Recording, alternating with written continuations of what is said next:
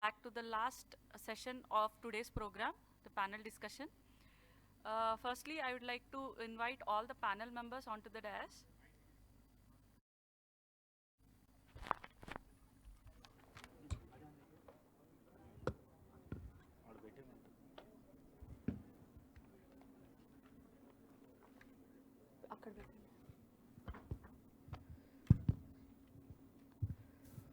I request the panel members, Professor G.D. Yadav, Dr. Shashi Bala Singh, Professor Reddanna, Dr. Ganesh Kumar, and Dr. Uday Saxena to come onto the stage. Dr. Uday Saxena will be the moderator for this panel discussion, and he'll introduce all the members to the audience. Thank you.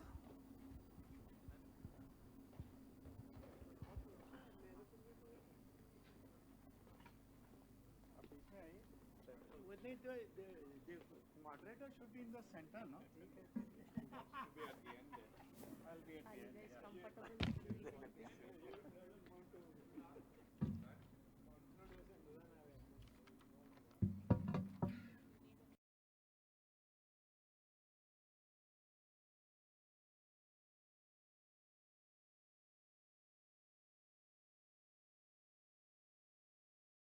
Can you hear me at the back? Then why are you not coming here? Why are you sitting at the back? Lesson number 1 for young people, you need to be front benchers.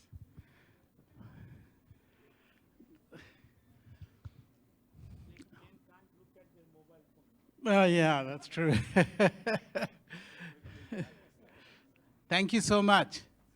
I see a lot of you are coming, yes. Oh, okay, great.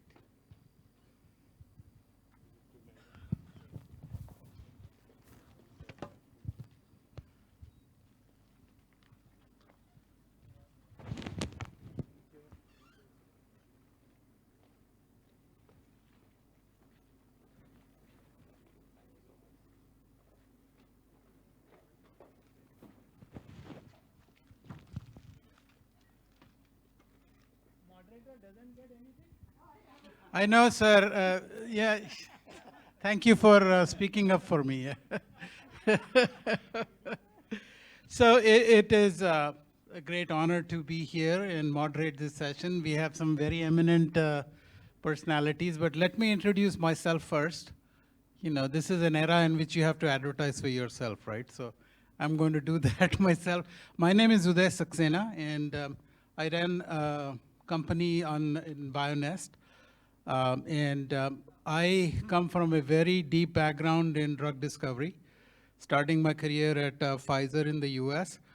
I don't know any of you have heard of a drug called Lipitor, which is used for cholesterol lowering. At one time before Raj mentioned this, that was the largest selling drug. Raj, you need to mention Lipitor. Where are you, Raj? Okay, he's not here. But I was part of the team that discovered the drug, so I really learned drug discovery from at a very high level. And then I was also Chief Scientific Officer for Dr. Reddy's, living in the US, but managing both US and India. And then last 4 years, I'm running a startup company here. So thank you so much all for joining. Let me first introduce all the guests, and then I'll tell you what the format is. It's 5 o'clock now, so we're exactly 1 hour behind. We will try and wrap up with less than an hour, but we'll do our best. But we'll allow the audience to also ask questions to the panel members.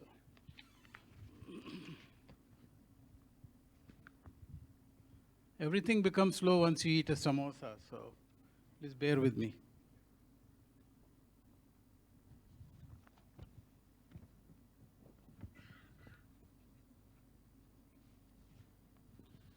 Yeah, I will start with Dr. Yadav. You heard his lecture. I thought that was a very articulate overview of the difficulties in drug discovery. And I think, thank you very much for that, sir. That was very, very elegant. He's a former Vice Chancellor for Institute of Chemical Technology, ICT in Mumbai, very well known organization. He's also an elected fellow of the prestigious National Academy of Engineering based in the US for his contributions in R&D, innovation, in education, in green chemistry, and you saw a little bit of that today.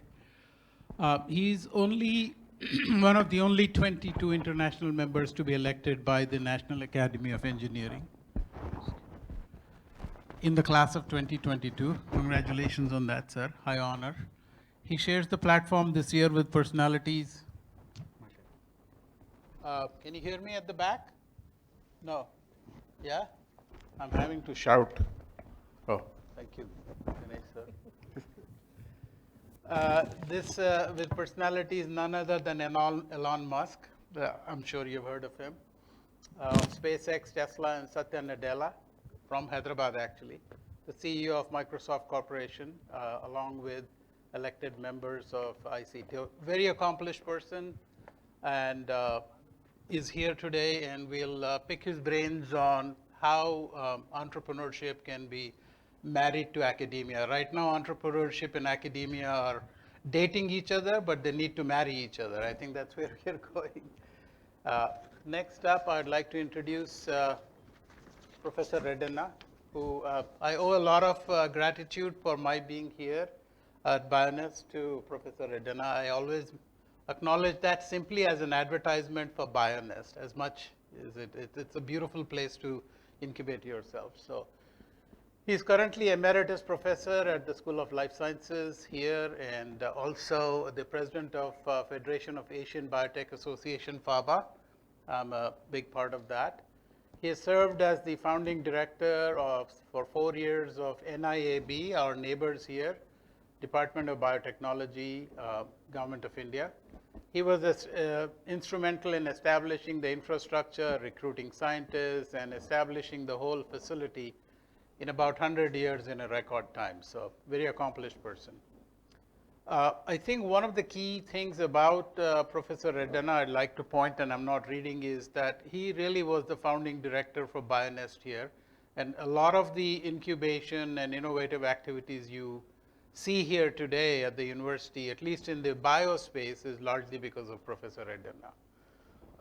As one of the founder members of FABA, which I just talked about, he provides a platform for interactions for academia, industry, government, not only India, but also in several Asian countries. And during the 17th edition, and I will request him to talk more about this particular aspect, because I think this is very important for students, is mainly to bridge the gap between academia and industry in human resource development. So very accomplished person, and obviously very, very respected in the entrepreneurship and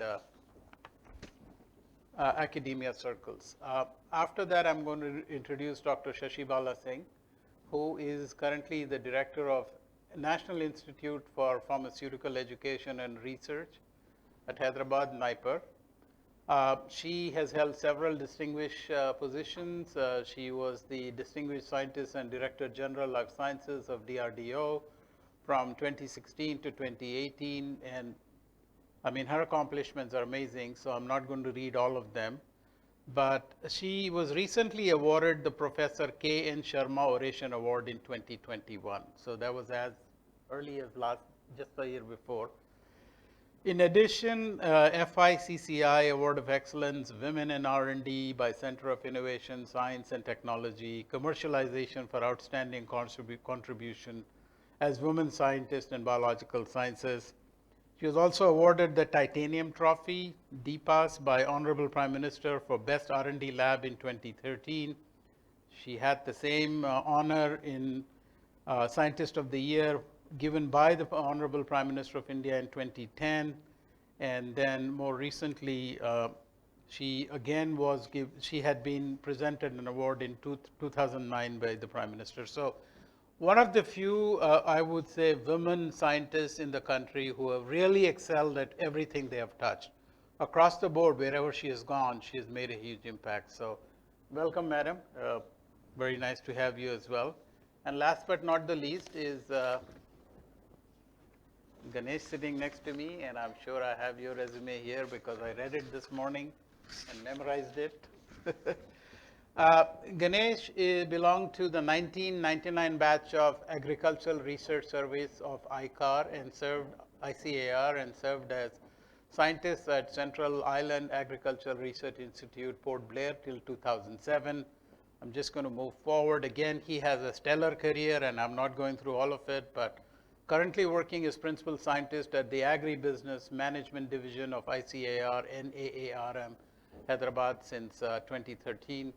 He is the principal coordinator of PGDM ABM program. This is a very exciting program, and I'll ask him to tell you what it is about. I found it, over coffee, I found it very exciting that he has set up that program. So some of his notable works were showcased at ASTI in collaboration with IFPRI in Washington, economic impact of FMD in collaboration with ILRI in Nairobi, economic impact of avian influenza, and socioeconomic impact of tsunami in Andamans.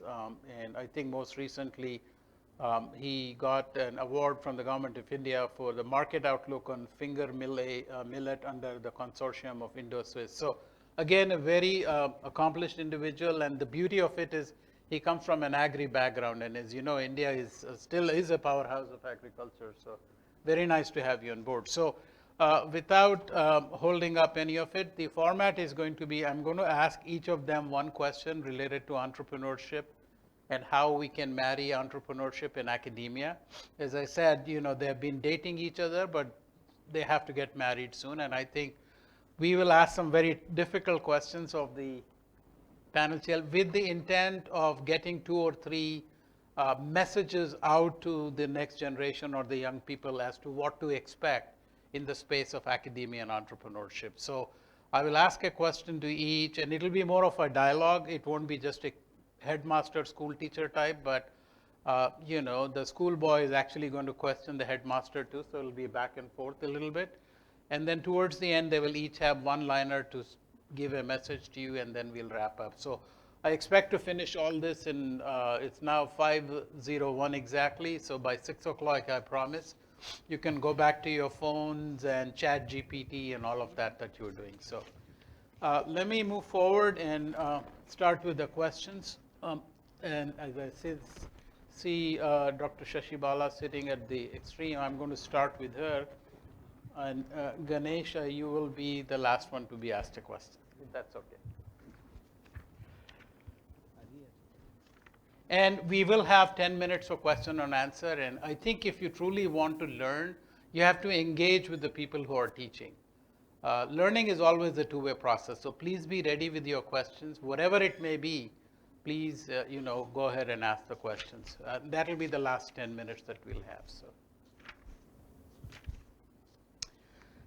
yeah, I wanted to start with the director of NAARM. Since you run a very powerful academic institution, which is at the cusp of getting from college into industry, right? Unlike a university, you're more like closer. So my question to you, madam, given the importance of the marriage of academia and entrepreneurship that's expected, the Honorable Prime Minister has always maintained that if India needs to be a developed nation, innovation has got, and history has shown that countries that have innovated, and most of the innovation happens in academia, like the United States, have been front runners. So it's very clear that the roadmap has to include academics to be entrepreneurial and perhaps, deliver products, not just PhD in publication, which obviously they do an excellent job, but I think the time has come that the nation expects them to move forward and deliver on entrepreneurship. So my question is, what are you doing to prepare your students for the real life entrepreneurship? I understand you might be teaching 2-credit course and all of that, but the last mile connectivity in terms of, do you have them do internships, or what unusual methods is NAARM using to encourage both academic faculty as well as students to enter into entrepreneurship, innovation, that whole ecosystem? Can you please elaborate on what you're doing? Yeah, thank you. Thank you. Good evening. Thanks, Professor Reddanna and his team, for having me here with you today. I think if India has to be a 5 trillion 5 trillion economy by 2024 and 10 trillion economy by 2035.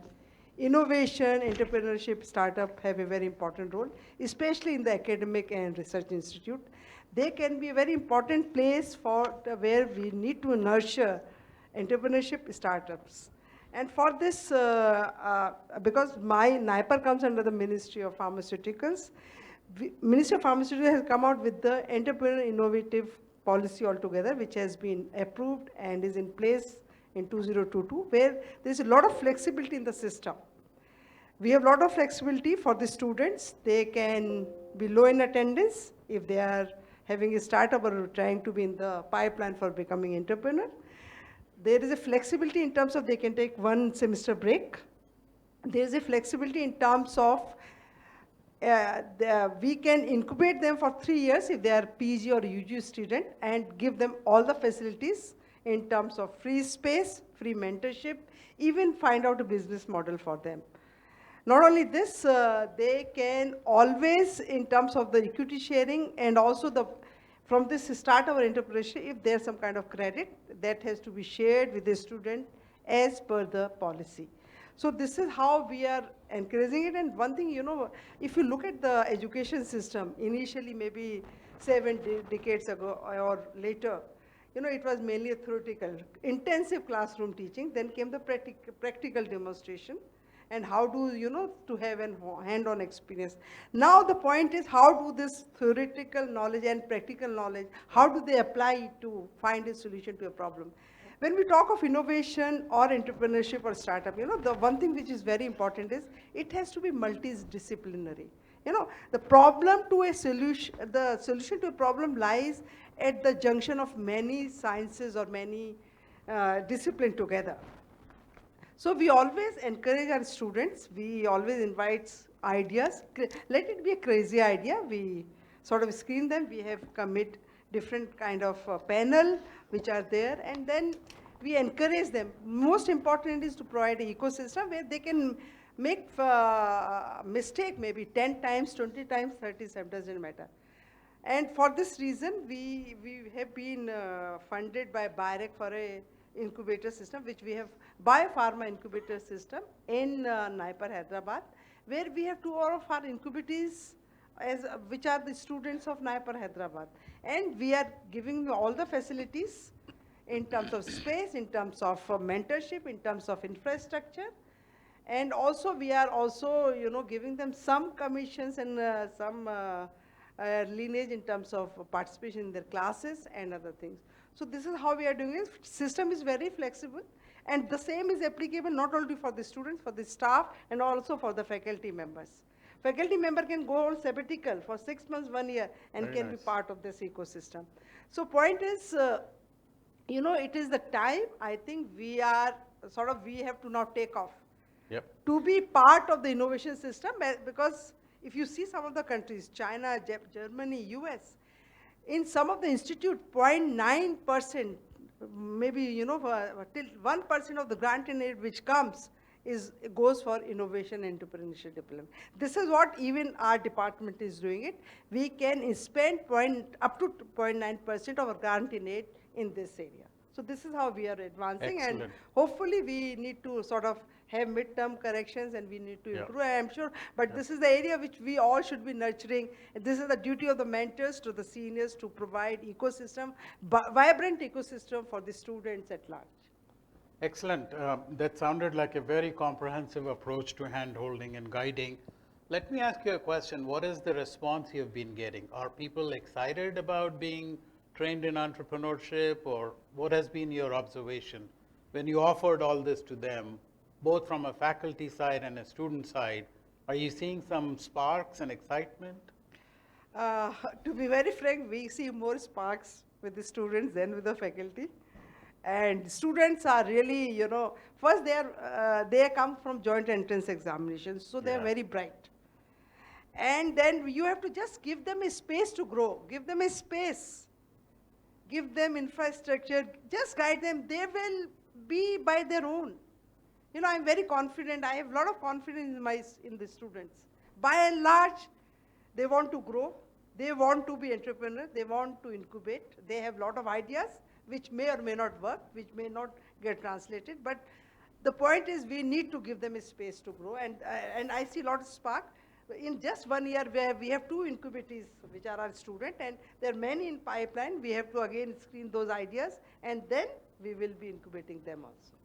Excellent. I mean, sounds like NIPER is doing over and beyond what other institutes are doing to help students. The other thing was, did you say that you also provide funding to the students if they are entrepreneurial and if you like the idea? Yes, we do. Okay. Within the limit of our Yes. own organization, we do. But then we also find business partner for them for the finances. So Yeah. that part also we are looking. We sort of place them with some of the people, especially the business partner who can fund them. We have 1 or 2 which have already funded 1 or 2 students. Very nice, yeah. Thank you so much. I will come back to you, but sounds like NIPER is well ahead of its time. So my second question will be to Professor Reddanna.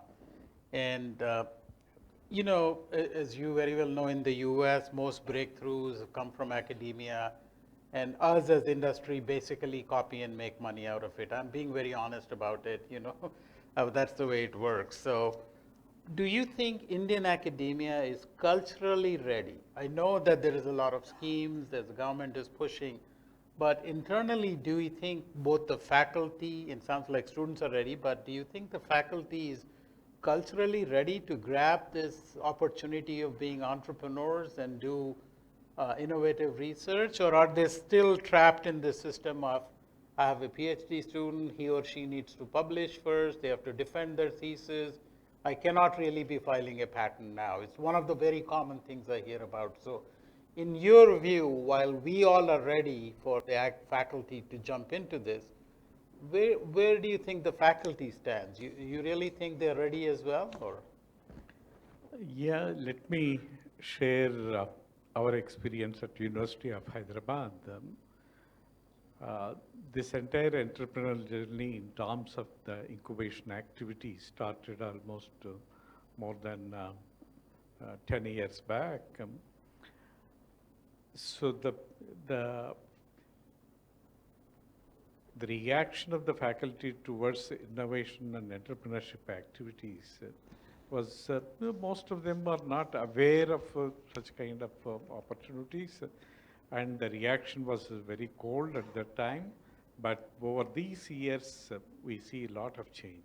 Many of the faculty have started their own ventures, and we see either both in Technology Business Incubation Center and at Bionest, some of our own faculty has. And this is mainly because the location of these incubation centers is very ideal, which is not existing in many other institutions. It is not separated from the academic setup. As you might have seen, our incubation activity is just on the top floor, 3rd floor of School of Life Sciences. And this has brought a lot of changes. And they keep mingling, mixing, and interacting. And that has really motivated many of the faculty who were really focusing on their own academic activities, teaching and research. Now they are, they have already started some of them. Some of them are advisors to startup companies or as mentors. So the total mindset of the faculty has changed in the campus also eventually. And it is not only with the faculty, but also in terms of the scholars and student community also. And several of students, as you was, Professor Prasad was mentioning, that several of the students also have started, alumni have started. But that has, that is mainly because of the policies of the government, starting the several of the incubation centers in academic institutions. And over the years, I think the faculty also have changed their mindset.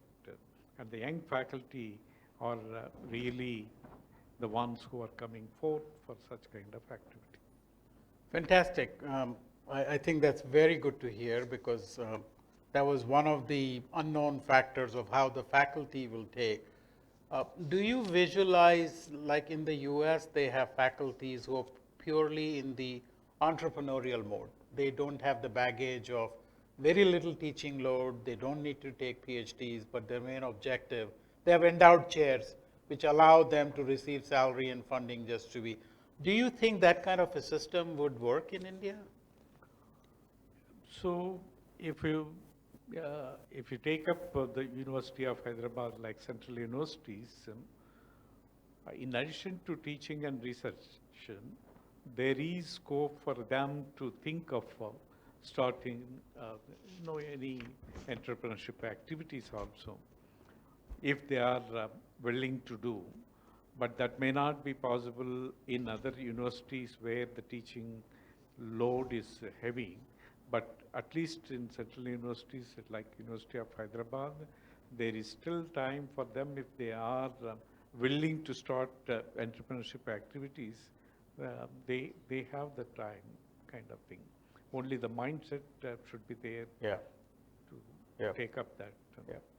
One last question to you is, as an entrepreneur, for me, with a heavy background from the industry, I am passionate and motivated with the potential of not only releasing a product, but making money out of it. The faculty may not have that opportunity. They may be able to release a product, but the ownership may lie with the institute. Is that going to cause any confusion, you think, or how should that be handled? The reward sharing.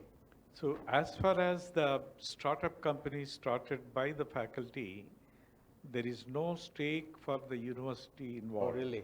Okay. It is the venture that the faculty have taken up, and it is their own, whatever the profit or loss has to be borne by the faculty only. But it is nothing to do with the university to take share in that. Because university as such is not providing any kind of incentives for the faculty who are starting their own ventures, unless they are taking up seed funds. So no university in India, at least I know, is providing that kind of seed funds for the faculty to start their ventures. Okay.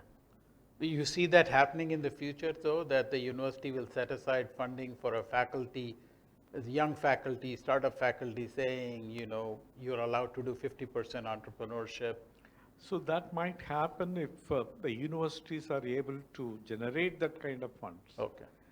And in Indian system, the universities are tuned for getting the support from the government. And the government support is dwindling. And in the light of that,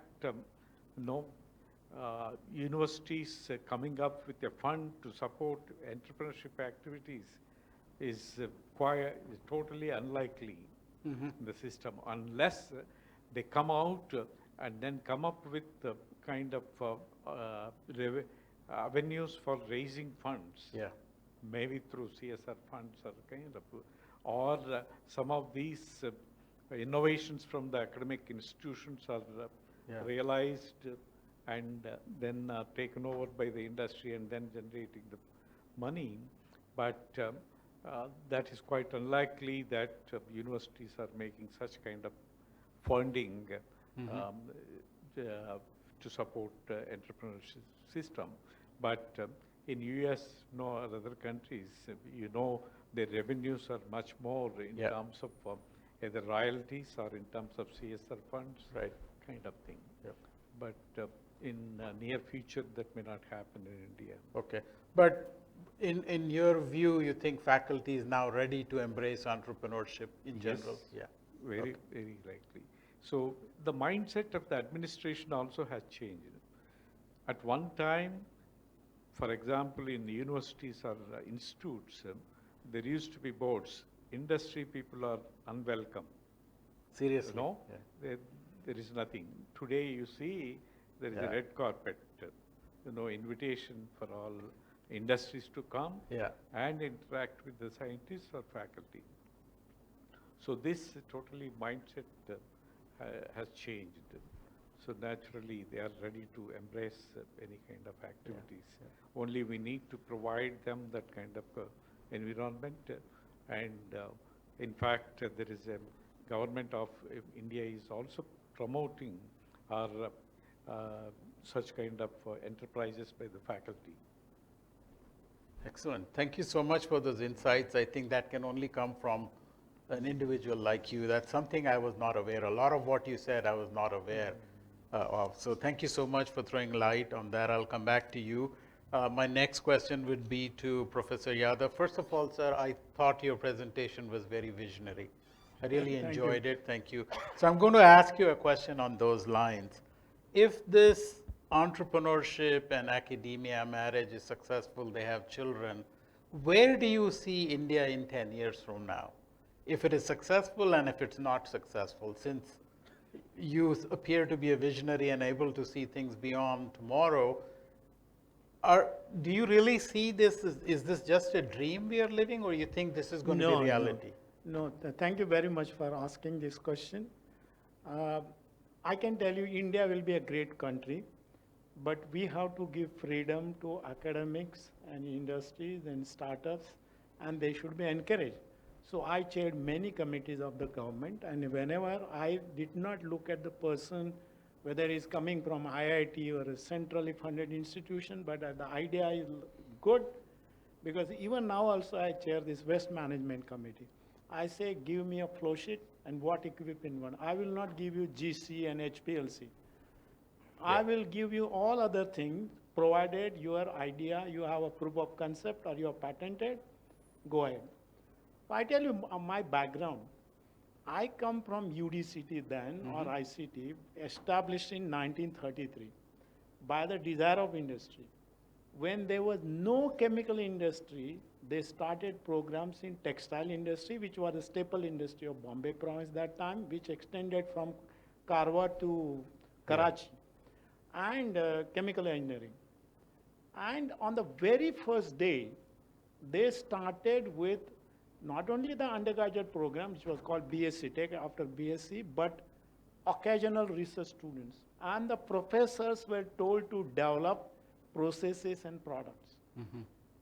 So until 1985, almost 35 to 40% of the students in a class became entrepreneurs.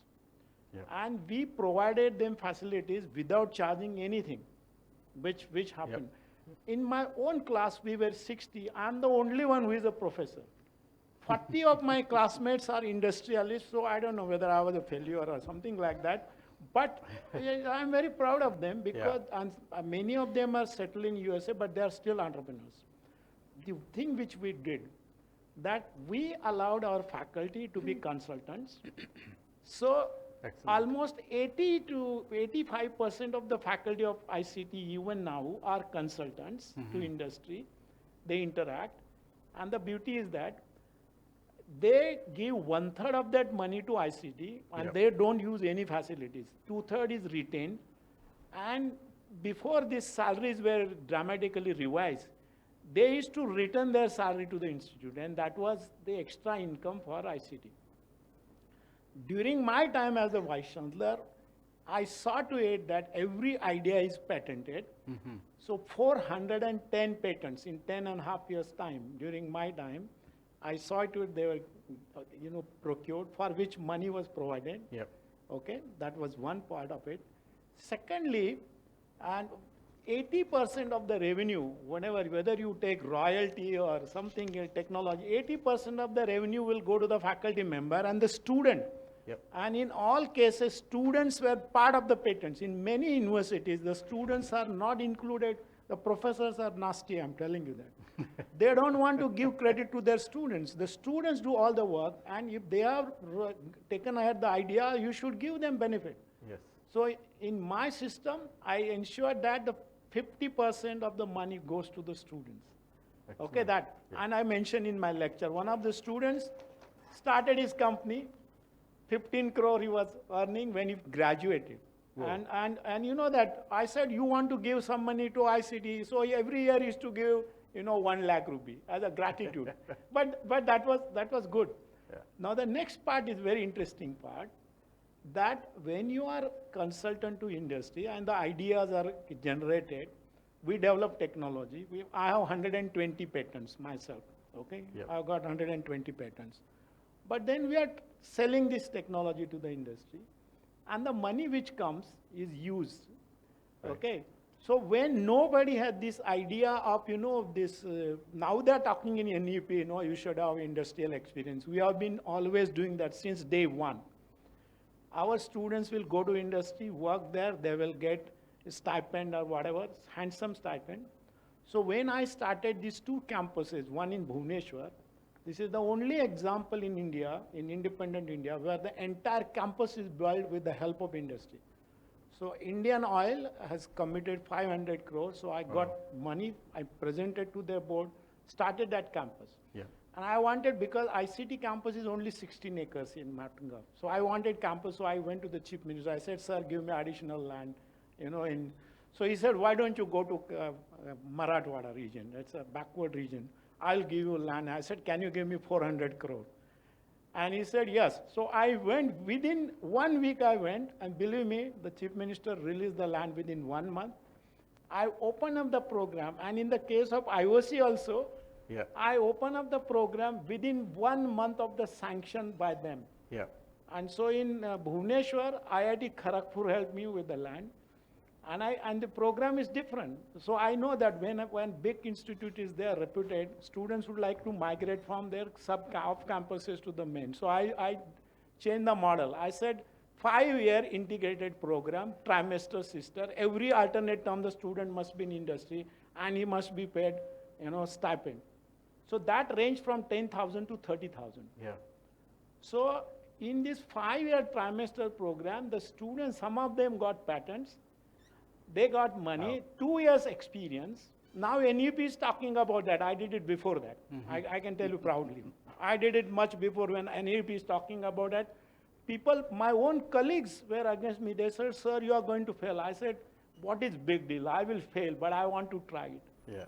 And believe me, the same students, the idea was that in the last 2 trimesters, 14 and 15, they must have a startup company. Yeah.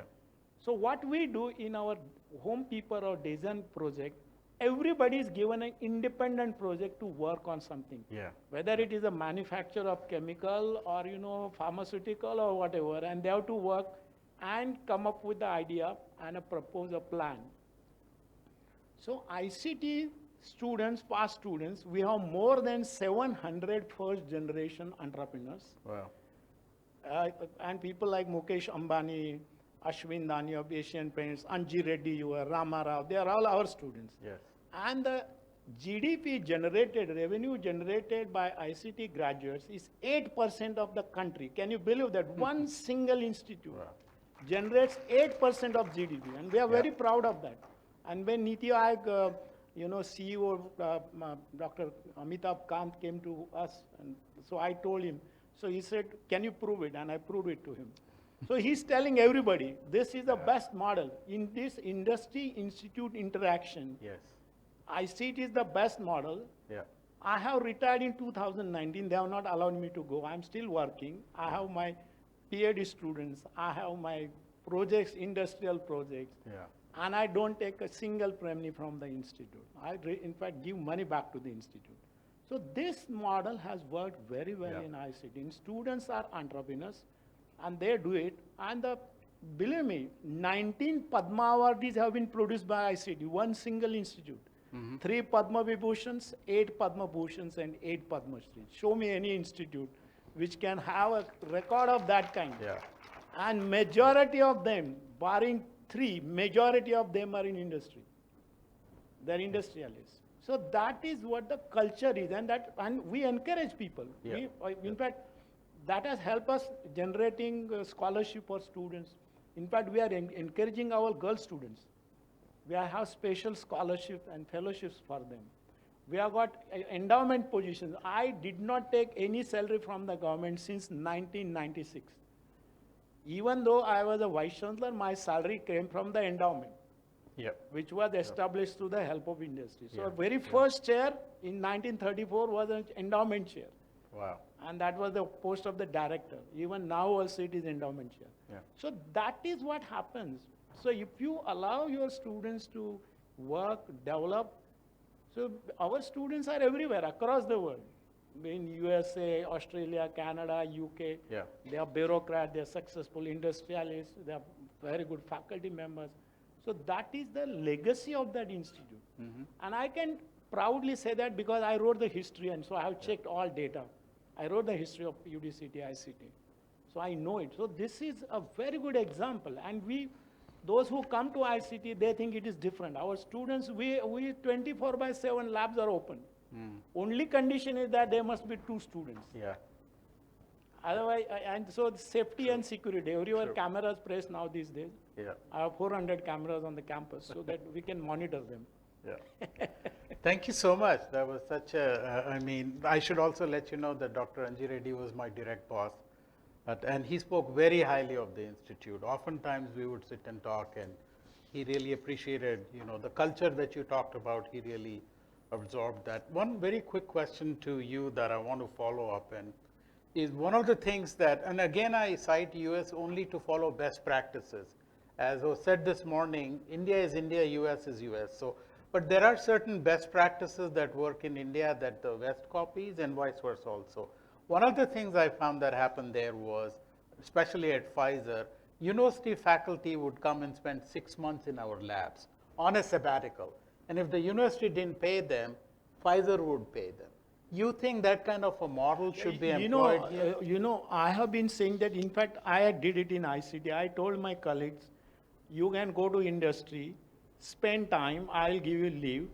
In fact, many of my colleagues have got duty leave of 120 days. Show me any IIT or centrally funded institute where they have given duty leave. Duty leave given even to assistant professor. Yeah. Okay. I did it. Yeah. I was not afraid of government. I said, I want my colleagues to go and work with industry. And so, in fact, when I came back from Canada, I was invited back to join Indian, this ICT. Very first thing I did in the summer is I worked with NOCIL. I went and 2 months I worked. And they said, okay, we'd like to hire you as a consultant. And it continued for 8 years. Yeah. The problem, so what I'm trying to tell you that this is required. Yes. It is done by isolated institutes. Now the culture is percolating and it must be adopted. If you say that, okay, the faculty, one of the problems I tell you, Bombay University did it, so now we are separate. Well, that's a good thing. What happened? They said, you cannot earn more than this money. I said, you can earn any crores of rupees. I have no problem. 1 day free, go anywhere you like. But 1/3 you give to the ICT. Yeah. Okay? Yeah. But the University of Mumbai said, no, you cannot earn more than 18,000 rupees, then 20,000, then 2 lakh, then 3 lakh. We had to fight, and industry was ready to give money. Yeah. The first person to get patent in ICT was me.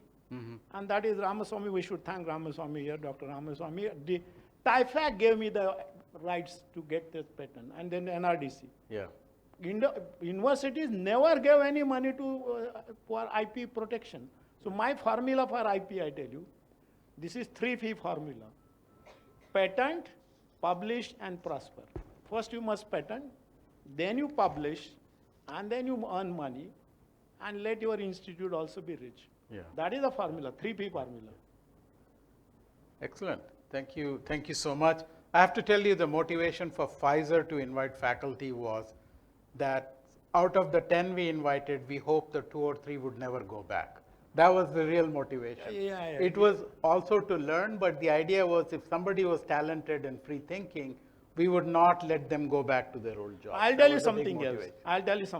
I was invited by Dow several years ago, and I had written a very nice paper, how to increase the epichlorohydrin process. They gave me ticket and $500. I was very happy. And in that audience, they said, have you patented this? And I said, no. They said, thank God, we are going to pay. We have already got. So this is what happens, because we don't know the value of our own research. Yeah. In pharma particularly, people don't know that they can mint a lot of money. Yeah. Very true. Thank you so much. I think those were some very, very, aspirational comments you made. I'm very happy to hear that. I'm going to talk, my next question is to Dr. Ganesh.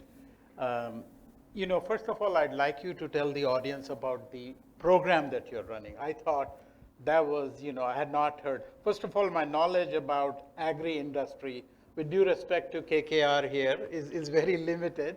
But I was very pleased to hear of the program. I think the students should hear the program you're running. So thank you, thanks for the opportunity to Aspire and University of Hyderabad for calling an agricultural expert to join in the discussion on the very unique and very contemporary area in which we are all thinking for the whole day today. See, I represent Indian Council of Agricultural Research. Compared to my other esteemed panelists, we deal applied science. They all deal basic and strategic research actually. We do applied research, and our stakeholders are mainly farmers, poor farmers.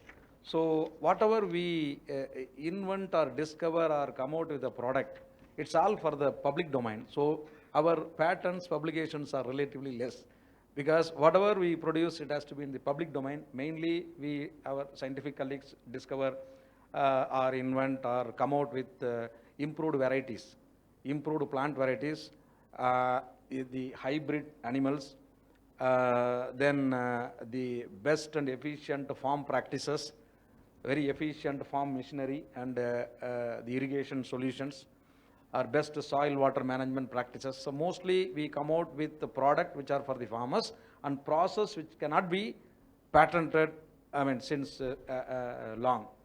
So that is a domain, and we all know the history of India in the food sector, starting from food deficit country. I think morning it was presented by some of the esteemed speakers I was listening. We were food deficit in 1950s after independence, but now we are food surplus. To how much? 30% surplus we have.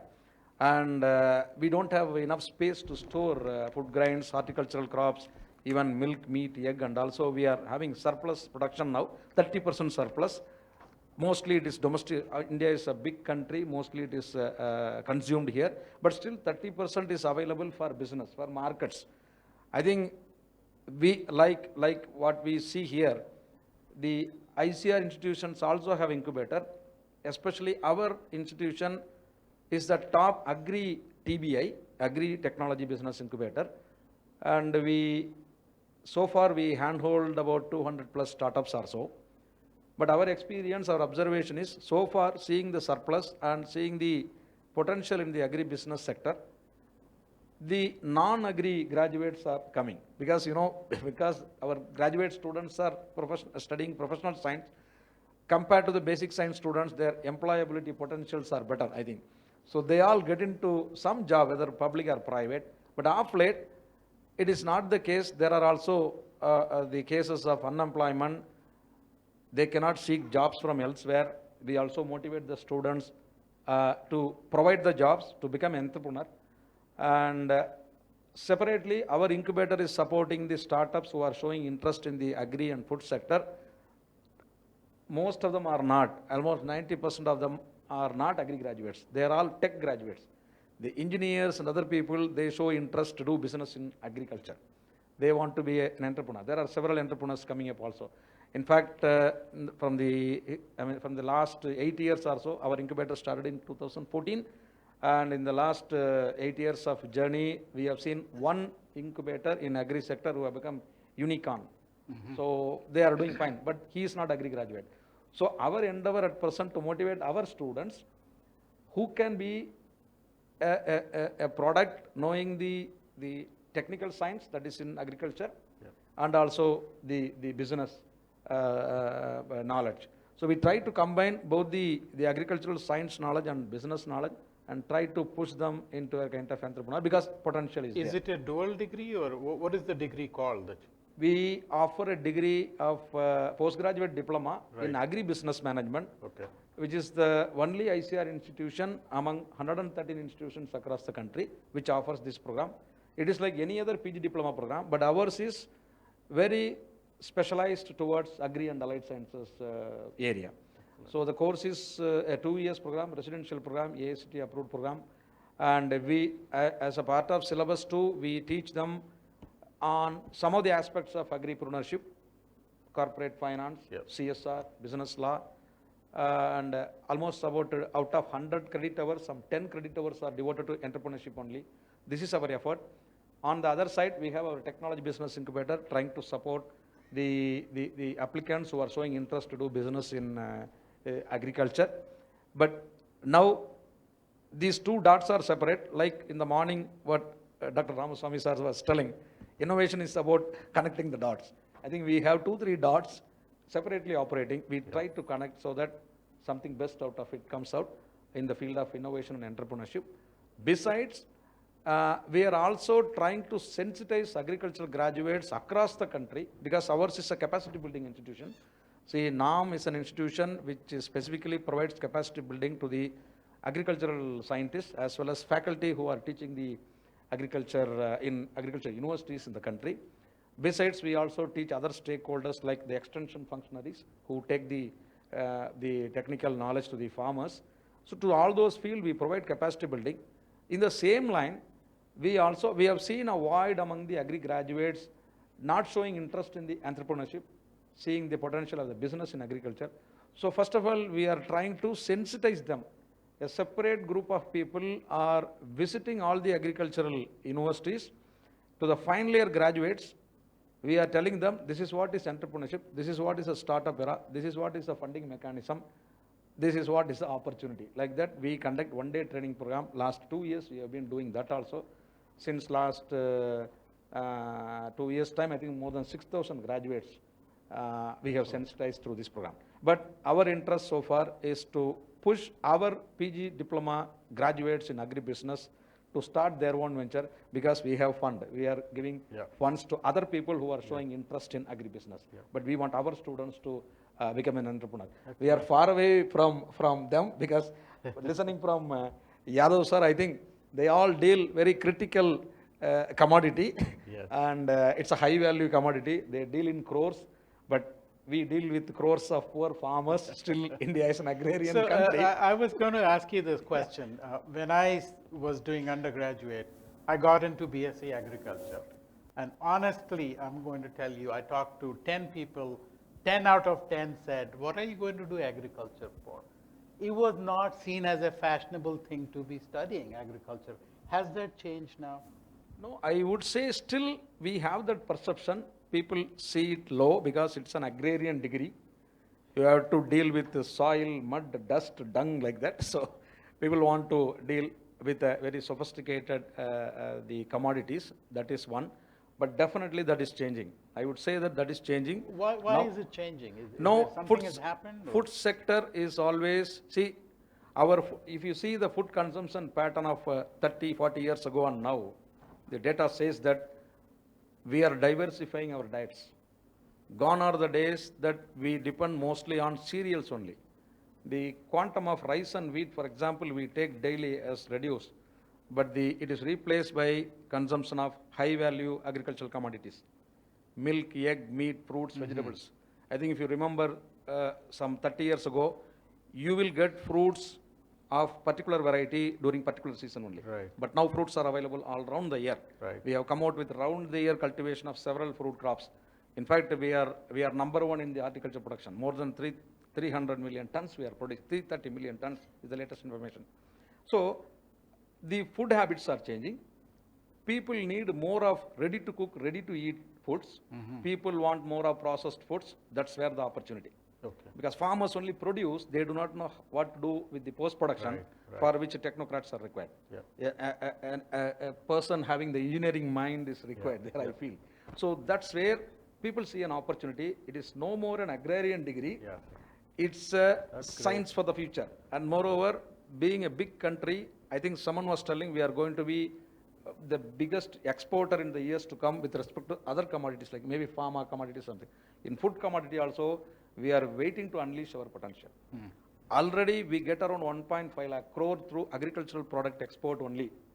But with the kind of revolution happening in science and technology as well as in business opportunity and awareness among the regulatory aspects and export prospects, I think we are going to double the export through agriculture in the next 2-3 years. That's the vision of the government of India. I think we are also tuned in the same line. Yeah. We are trying to motivate the young generation of agri graduates to take up that, embrace that risk. I think what sir was telling. We are avoiding risk. I think the young generation is not ours to risk. I think they are going to embrace the risk, and we are going to see future from agriculture sector. And Outstanding. even among the COVID also, you see, So I should go back and do BSc Agriculture now? definitely, I will come. Even during COVID, the one industry which has not seen the negative growth is agriculture sector. I think you Yeah, might have seen. true, true. Industry sector suffered, service sector suffered, but primary sector agriculture has not suffered. It has seen positive growth. Food, as long as humankind is there, True, very food true. is going to be essential. Yeah. And there is always evergreen opportunity. Very well said. And we actually say the same thing about pharma also. As long as human beings are there, they will need medicines. Either to look better or to live better or whatever it is, you will always need medicines. Or because of their bad habits. Well, that too. And the pharma industry encourages that, by the way. So, I want to come, we are running short of time, so I want to come to the last very quick question for each. It's the same. And I'll start with maybe Madam there. It's a very simple question. If you were made the Prime Minister of India today, besides making me the President of India, what would you do to help entrepreneurship and academia in this country? One thing you would do.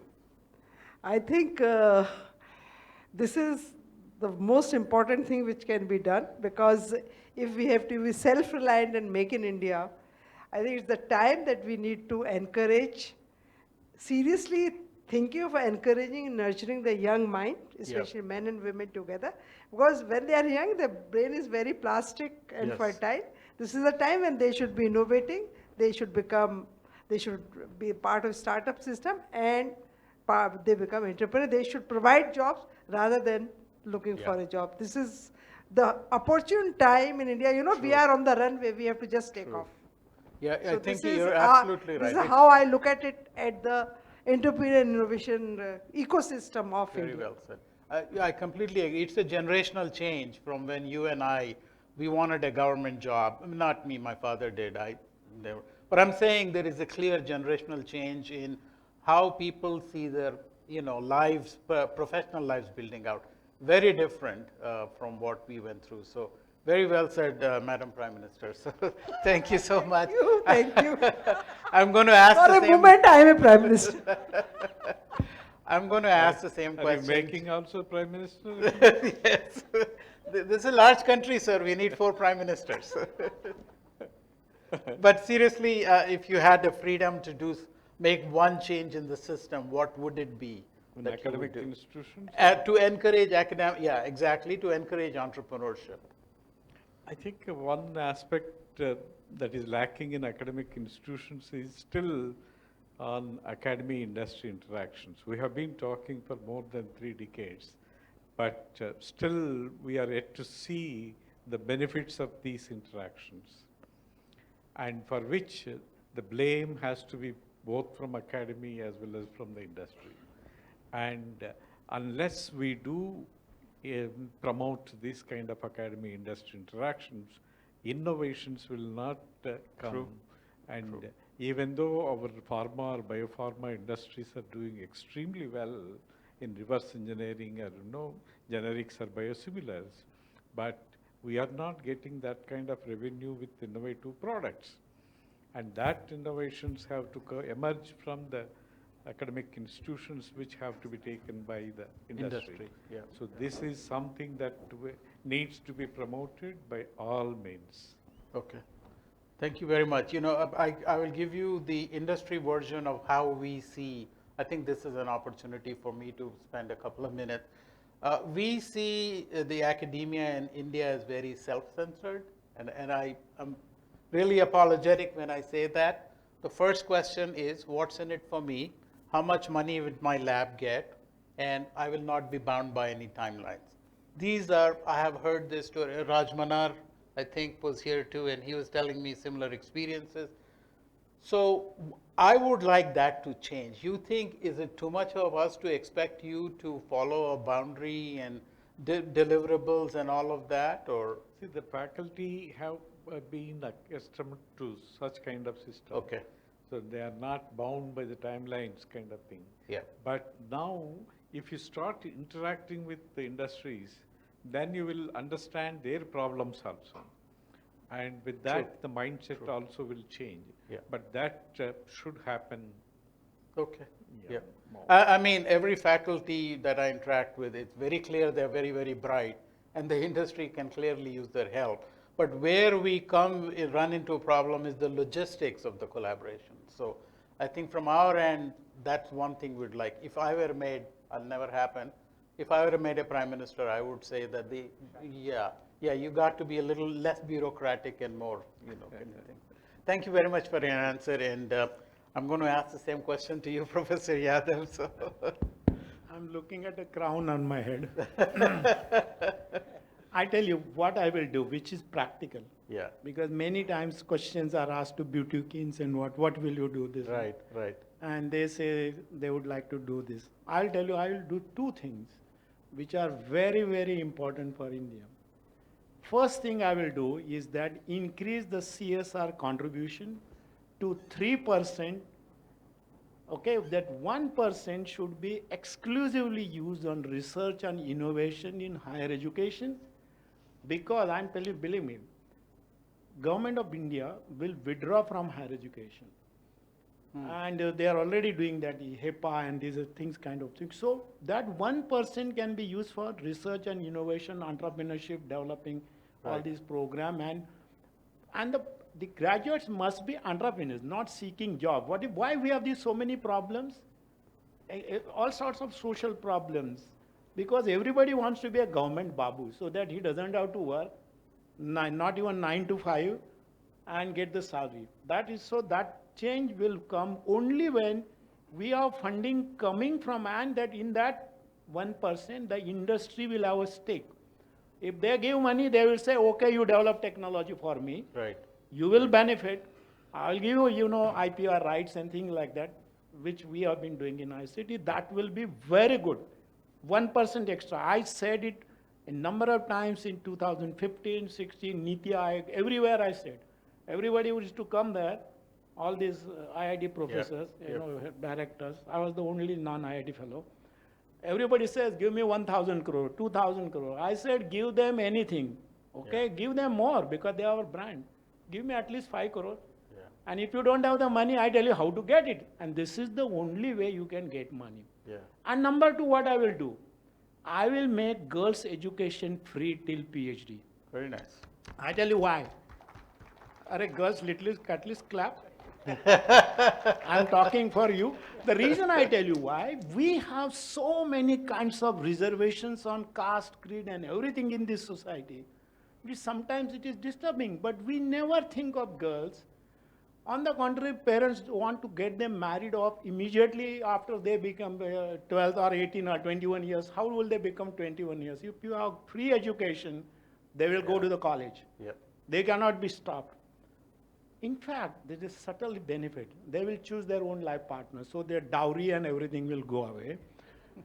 It will also control population, because educated mother will never have more than 2 kids, maybe 1 kid.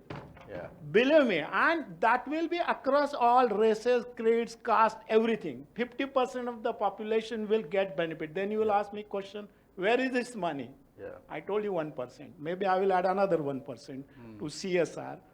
Even if the richest person's daughter should get free education, and we give them option, okay, you want to pay, pay. Believe me, there are so many good people in our society who want to donate money. That you are talking about USA. I was there as distinguished professor. My salary was little less than the other person. The endowment fellows came, they said, Professor Yadav will not get less salary. He should be given more salary. And they gave the money. In our country, we keep for 10 generations, but we don't donate. So donation is very important concept. It should be practiced, and that is the only way to do it. India to be a great nation. If education is free to the girls, because if girls are educated, a lot of our evils in the society will go away. True. Very In true. 2 generations, India will be a great country. This I have been saying for a number of years. In fact, I told one of the central ministers 15 years ago, he said, oh, great idea. I said, sir, implement. Then the next minister came, again the same person. I said, do it. But, you know, even now also I had written to the ministry that increase this by 1%. Increase and see the change. Yeah. Because industry, you know, when the CSR was introduced, how many tribals were benefited by that? Not because the industry wanted to give, but because it was compulsory. Yeah. So that compulsion should be there, and that is what is required. No other measure is going to work.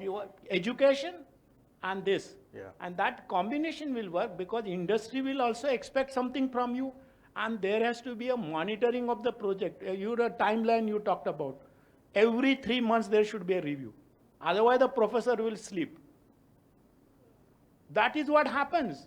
If the industry gives money, there has to be a continuous monitoring of that. I have projects, you know, I have not taken any money from government last 22 years.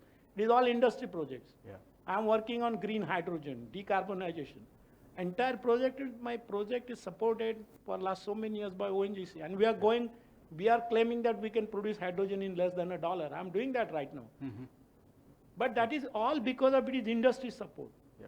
And believe me, my postdoctoral fellow gets 1 lakh rupees, which is maybe more than because I told the industry, you have to give 1 lakh rupees to this guy. And Yeah. they gave it. I said, you don't expect cheap labor. Yeah. And nobody should expect cheap labor from anybody. It should be paid. Only then there is a respect. So this is what is required. Radical changes in the system are required. Completely agree. Yeah. Thank you. Thank you very much. I want to give you one anecdote. You know, I've been here for 4 years. The first year I had 3 boy colleagues working in the lab and 1 girl. 0 patent, 0 publication. Next 3 years, I only have girls in the lab. We have had 10 publications, 2 products launched, and 7 patents. Seriously. The work culture that they bring to the table, to me, is mind-boggling versus somebody like me. You know, I mean, I was a boy too at one time, right? So I understand. But to your point, they should be strongly encouraged because they deliver. The return on investment is very, very high on them, is what I have seen. So. Sometimes people say, sometimes many times people say, why are you? I did many things for ICT girls. Huh? I used to say that because they can definitely be our torch bearer. Because you know the parents normally they suppress, hey, अरे तू लड़की है, तेरे को क्या करना है, शादी करके जाने वाले. That is what they think. You paraya dhan. They call it a paraya dhan, right? Yeah, yeah. Somebody else's property. No, that attitude has to be changed. That has to be changed. Then only India will be a great country. Not otherwise. Yeah. So you look a little too young to be prime minister. We'll make you home minister. But the question remains the same. What is the one thing as a home minister you will do to encourage the entrepreneurship in academics and academic institutions? I would still connect with the job profile of a home minister with the entrepreneurship and skill development minister. Okay. Because the theme is here is on entrepreneurship and skill development, but I am a home minister. So what I feel, see, you know, all the problems are created by 2 issues here, 2 root causes in our country. One is poverty, second is unemployment. I think poverty I am not going to talk now because I am not You're only a home agriculture minister, yeah. I am only home minister. So I would say that I would come out with a kind of very innovative and a very path-breaking or a very disruptive policy to make all the young blood student community, I would say, Yeah. to start a business, and I would give them 5 years holiday, tax holiday or whatever it is, and I will give them a basic income for 5 years, maybe in the name of doles or stipend or a basic income, whatever you call it. I'm going to give them some cash, like PM Kisan. Farmers get 6,000 in every agriculture year, in 3 installments. Right. The same way, I would give them direct cash credited to their account, so they need not worry about after graduation about the income, basic needs. Yeah. Maybe little amount I will devise with the help of the experts from Niti Aayog or someone. Right. Then Right. I would give them tax holiday for 5 years or so that they can test their knowledge to get converted into a business opportunity. I am going to involve the education ministry, through education ministry, I will ask all the Yeah. professors to guide them. Yeah. I will give them a target that at least each professor should mentor, handhold 10 students or whatever it is, Yeah, depending yeah. on the student-faculty ratio. So through that, I will try to address the law and order problem. I will reduce my expenditure on Yeah. reducing the criminal activity, police stations will go down, I will divert the money to the youth, so that Wow. once country is prosperous, I don't need to spend much on the internal security. That is my Outstanding. thinking. Yeah, thank you so much. That's very creative, yeah. I think we have run out of time, but I would like to have some questions from the audience, please, because this is an opportunity to talk to the country's key opinion leaders, and I think you should, and we talk so much about young girls being brilliant people and science, so I need to hear some questions from them, please. Anybody? Don't look behind you. Questions are here, so. Oh, you're looking for a mic, okay. We need one here too. Yes, Harshita, please go ahead. Okay. Yeah, anybody has, okay, while they think about questions, yeah, please go ahead. You don't fit the profile, but please go ahead.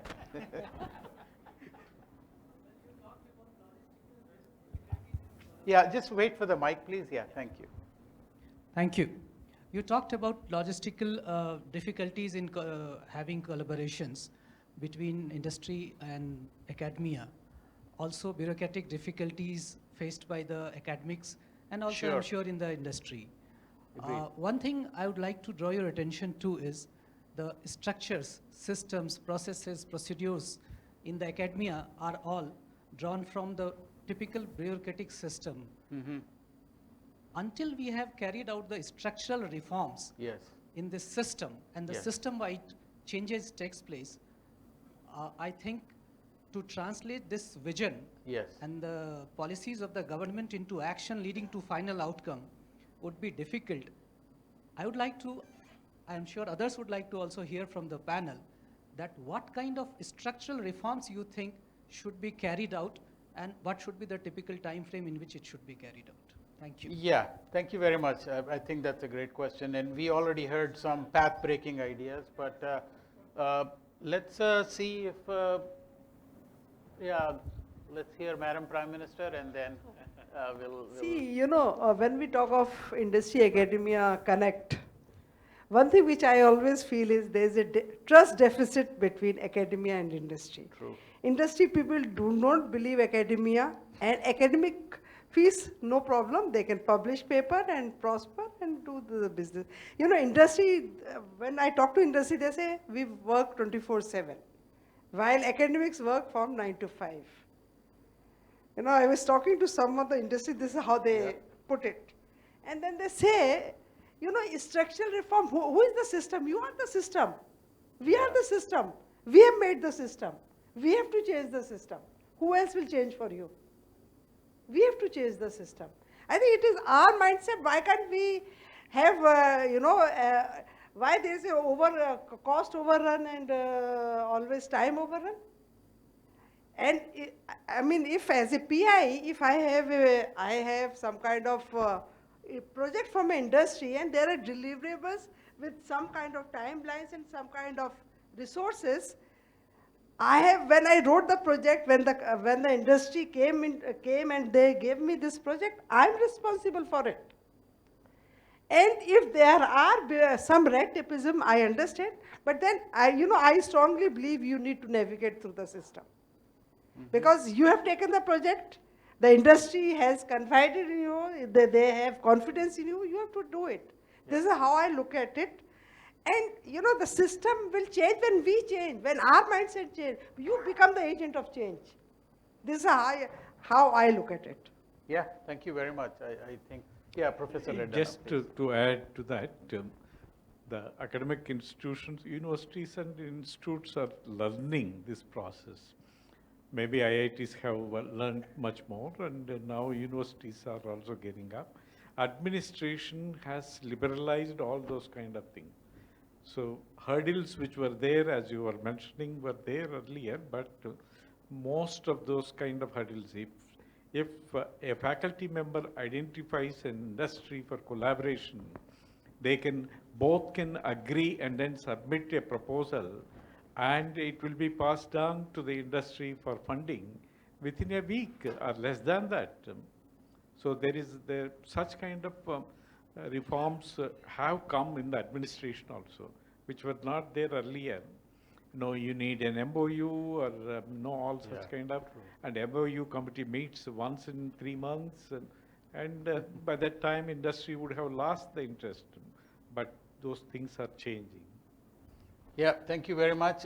Any other questions? I'm going to, yeah, please go ahead. So nice to see a young women scientist asking a question. Yeah, please go ahead. Yeah. I also would request Dr. Tanuja to ask a question too. First of all, thank you so much, sir. It was a beautiful experience rather than a session. Yes. And thank you for the opportunity you gave us to meet the Honorable Prime Ministers and Yes, Home I Minister. know. And the President, right? So. Thank you so much.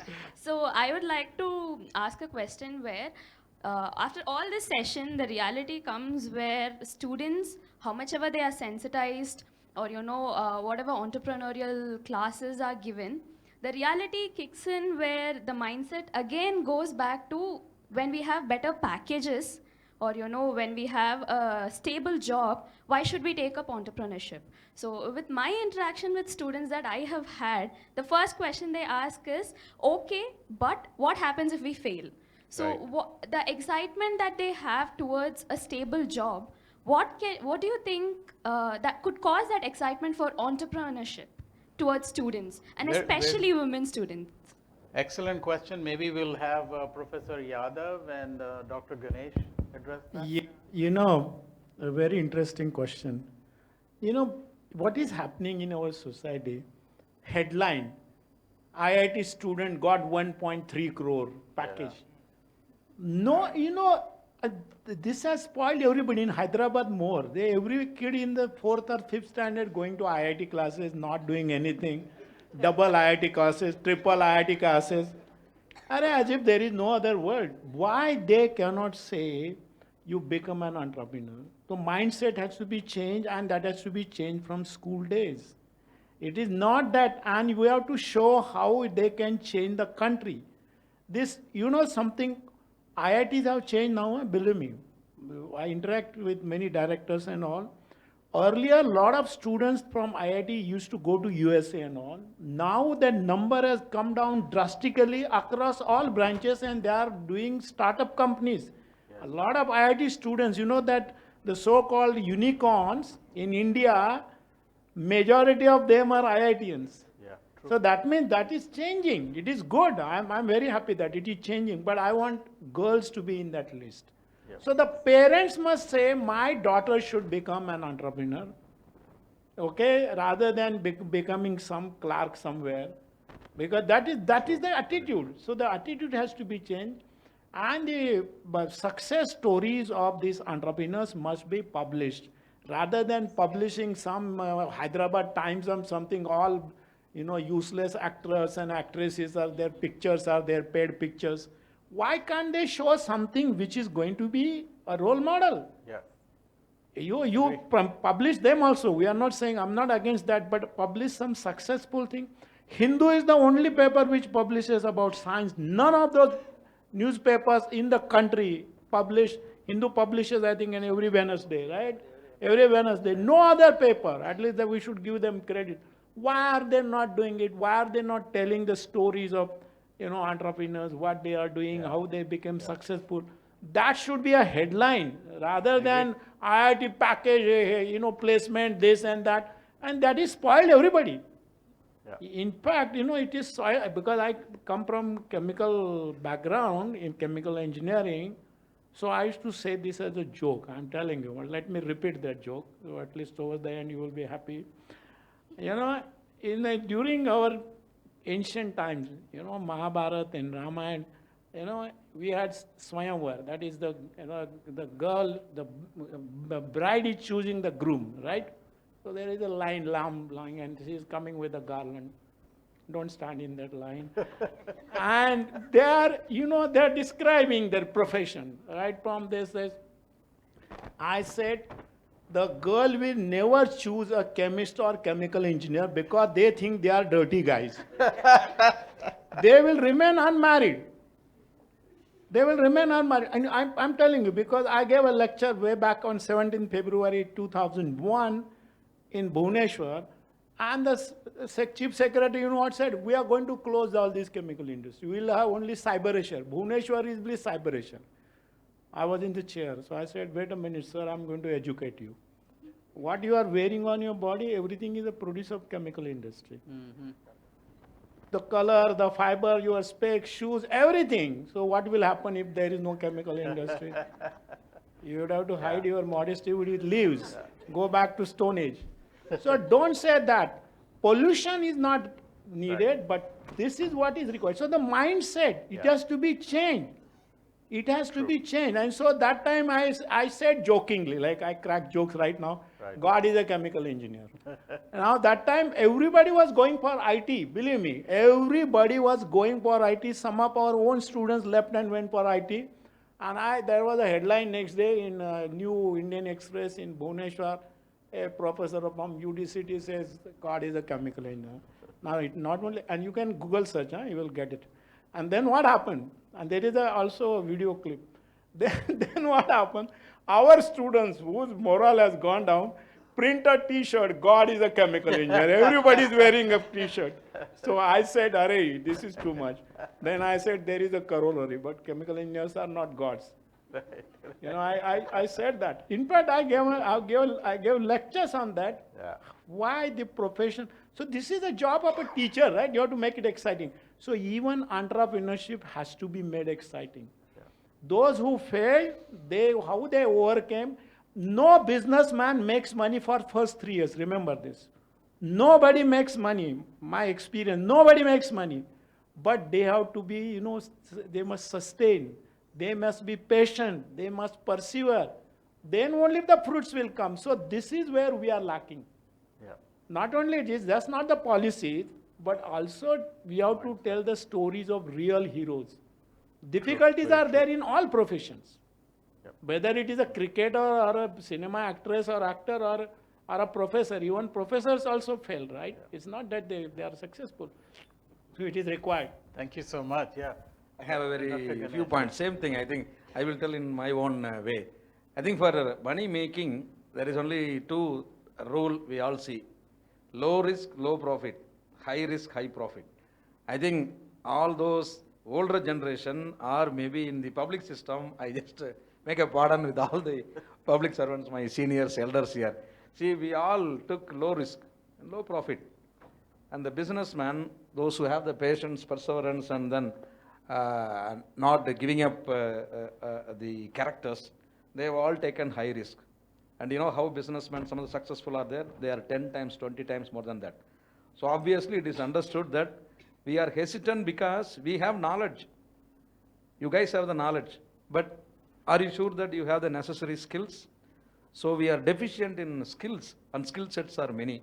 If you acquire and take a calculated risk, I think you are going to be successful. But until that time, you need insurance.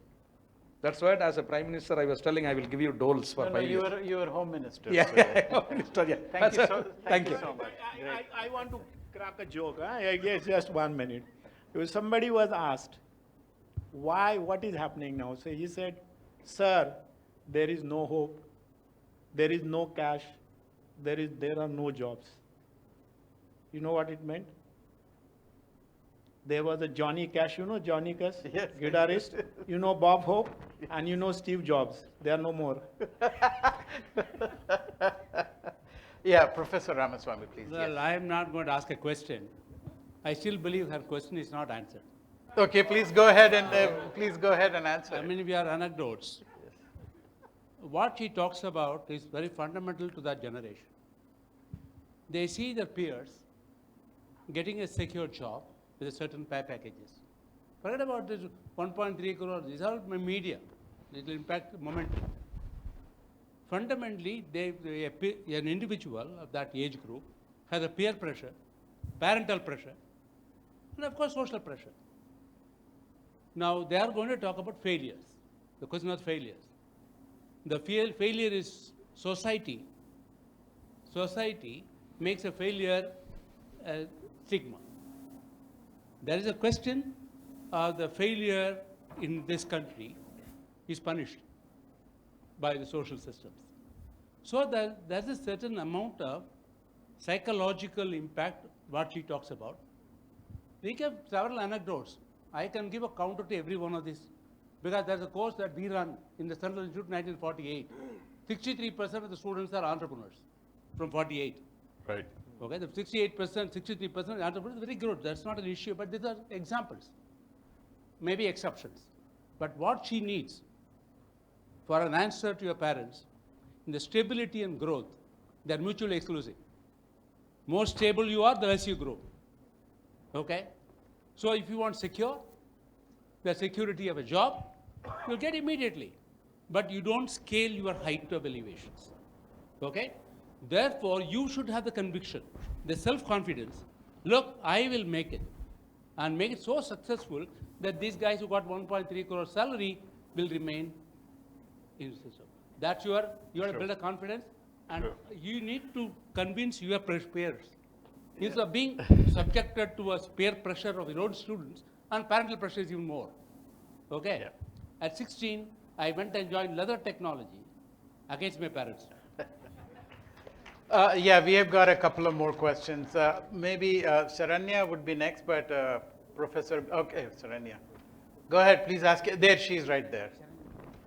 I'm proud of you, Sharanya, you're asking a question. First of all, it was a very nice session. As ma'am said, nowadays students are very much interested to entrepreneurship.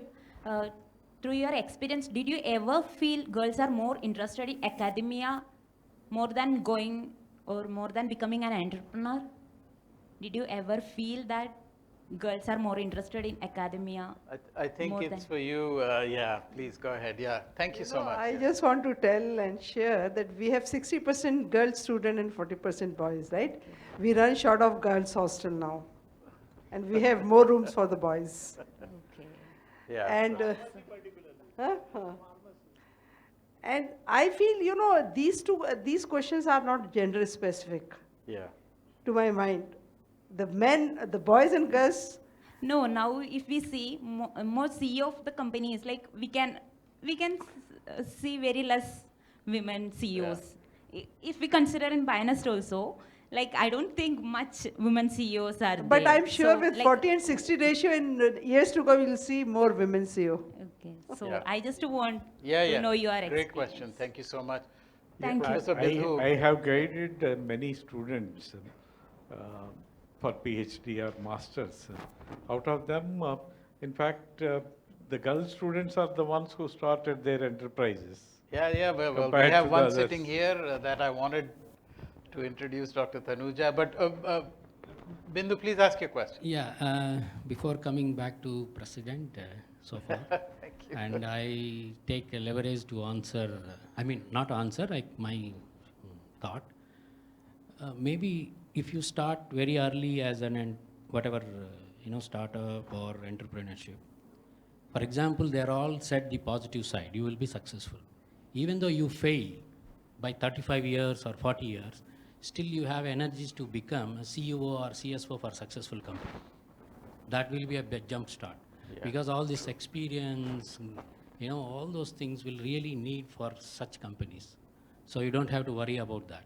That's what my personal thing. No, I think that's a good observation. yeah. And coming back to you, at least in that panel, because you are asking questions to everybody, I'm asking question to you.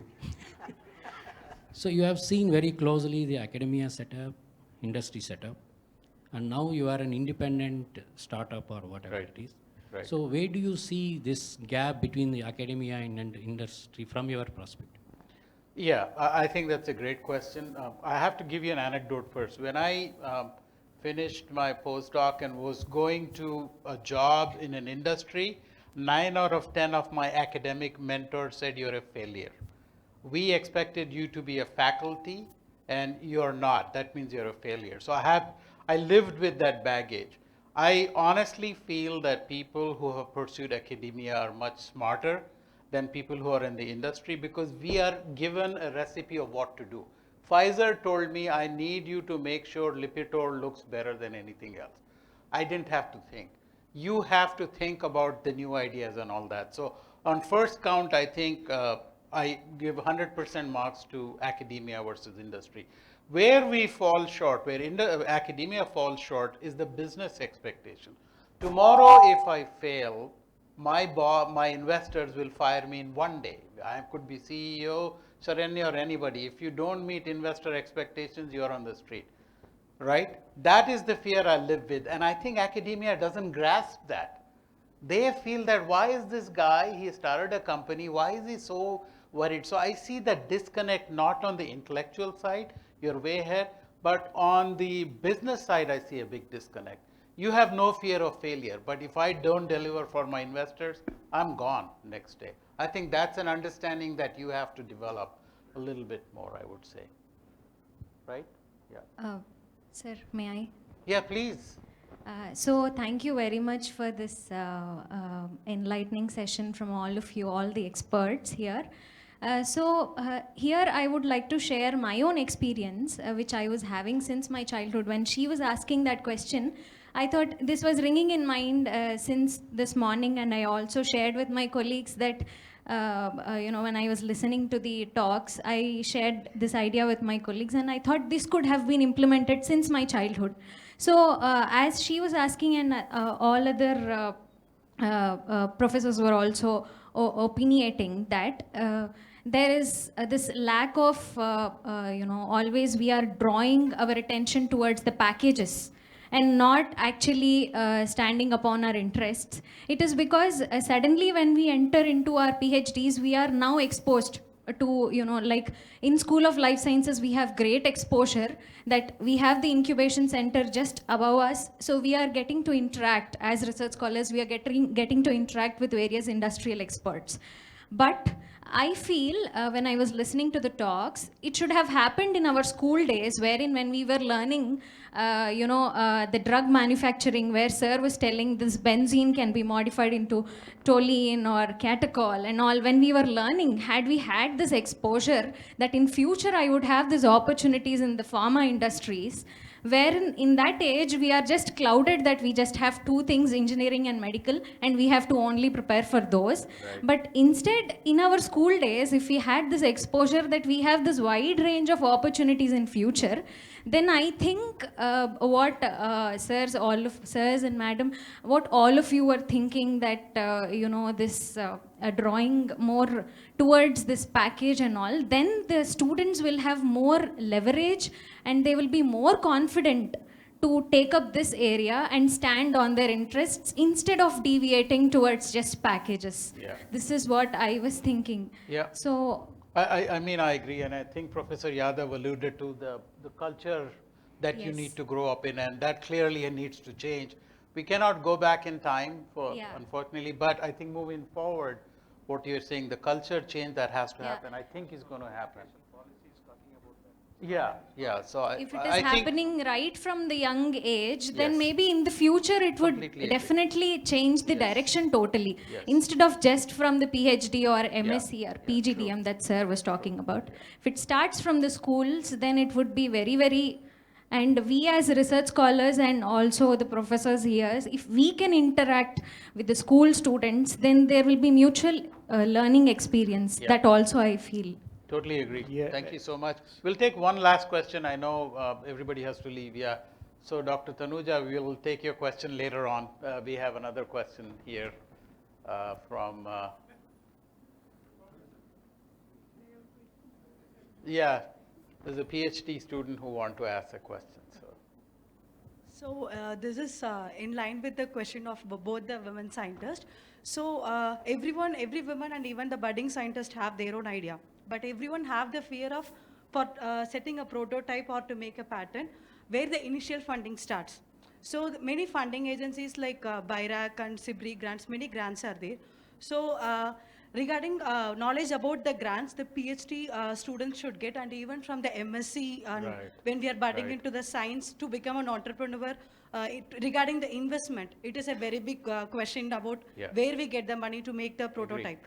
Yeah. So regarding those investments and about the grants, good advertisement during the start of the studies from masters itself, do you think we need more than that?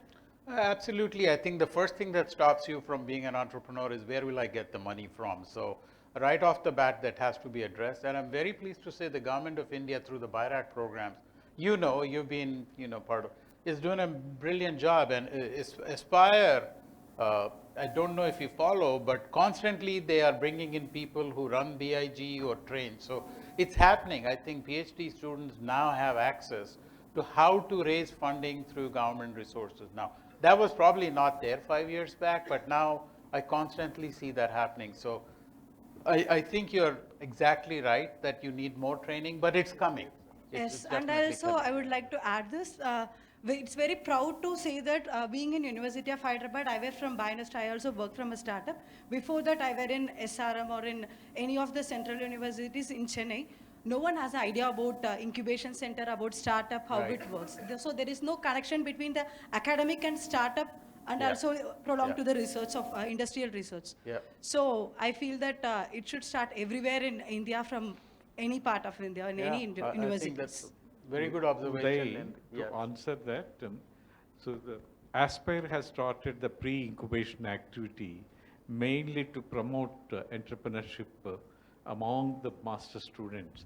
And in fact, one of the awardee is right here, right behind you. He will tell about his experience. Oh, Rohit. Not Nageswara Rao. No. Oh, Nageshwara, okay. Yeah, yeah. Not Nageswara. Rohit. Yeah. Yeah, good evening to everyone. I'm Rohit. I'm doing currently PhD in computer science. Yeah, few of the students I heard, they were asking about how to encourage, and as the theme also suggests, building entrepreneurship ecosystem in the universities. Aspire Bionists have provided facilities for the students, like, you know, you have to, through concept competition, wherein you can pitch several ideas in front of the panel, and the ideas will be picked. Recently, it's been like a year or so, we have put forth two to three ideas. It was in biotechnology and also in computer science, particularly in AI and in telemedicine. So our team got selected for two projects which were supported by the Bionist, and I'm happy to share that. Okay, we are building a telemedicine application for the university healthcare system. And it is the basic telemedicine application where you actually connect with the doctors, and all the medical history of the patients will be recorded. And then once you get the data, then comes the bigger part. Then you apply the machine learning and deep learning techniques for the precision medicine. Yeah. So this is the basic idea. I mean, you get mentorship as well. And it's not just about, you know, selecting the students, it's also about nurturing them from the beginning to end, okay, and connecting with the industries, and also telling them, okay, how to get the seed fund, and then what is the objective of your product, Yeah. and what are the end goals. So this is what exactly happens, and mostly, and in this semester also, maybe the concept competition will be open, and you will get to receive an information, and you can apply and get to see the panel will select you, of course. And it's very encouraging, and I'm thankful to Reddanna sir and several other panelists, Reddanna Pallu sir and Yogeshwar sir, Rajaram sir, Rajagopal sir, and especially Anil sir, who encouraged us to participate in the concept competition. And through this, actually, the real talent comes out. Thank Okay, you. but Thank it has you. to be Rohit, we productive. need to move on, but it's so nice to hear that you've had a very positive experience. So Thank you. Thank you so much. I think we really have overstayed our time, so I would like to applaud the panelists for, I think, was a very engaging, and I thoroughly enjoyed the session. I got to learn a lot, and you know, at my age, something is always very good. So thank you so much, all of you, for being here and sharing your thoughts. Clearly, you've inspired a lot of the students here, I think, which was really the purpose, is to inspire the students towards entrepreneurship. And I think from that perspective, we have been very successful. Right, Professor Yadav, would you agree with that? Yeah, 100%. Yeah, so thank you very much. Just an applaud for them, please. Yeah. Applause. Yeah. So that was a